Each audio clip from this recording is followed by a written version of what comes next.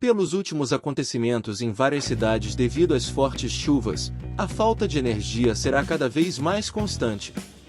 Pensando nisso, já estou me precavendo e estudando as melhores soluções para amenizar esse problema. Se você que tem muita falta de energia da concessionária e não quer colocar energia solar off-grid, esse kit aqui vai lhe atender muito bem, pois não vai precisar colocar nem placa solar nem controlador de carga.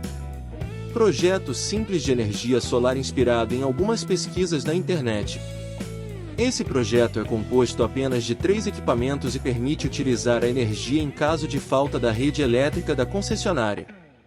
Material: uma fonte automotiva de 200 amperes inteligente. Indico comprarem uma fonte inteligente porque ela vai controlar tensão de carga, tensão constante, corrente constante e flutuação. Acima de 30 amperes já é suficiente para carregar uma bateria estacionária de 60 amperes. Uma bateria de 60 amperes ou mais. Um inversor de tensão de 12 volts para 220 de 4.000 watts pico 2.000 watts de potência nominal, frequência 60 Hz. Como fazer a ligação do kit?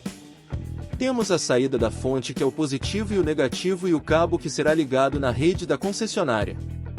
Aqui tem o positivo e negativo que é a saída onde será conectado os cabos para carregar a bateria. Ligue o positivo da saída da fonte até o positivo da bateria, e faça o mesmo com o negativo.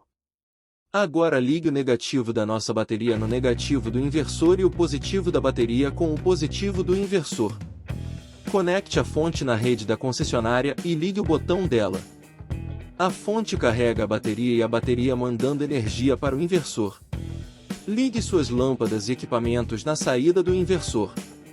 Pronto! Nosso kit de emergência está montado. Havendo uma queda de energia, os aparelhos continuarão funcionando porque a bateria estará carregada. Ainda não sei quanto tempo isso segura a falta de energia, até porque depende do consumo dos aparelhos ligados nele. Qualquer sugestão ou dúvidas deixe nos comentários. Espero que esse vídeo tenha sido útil para você.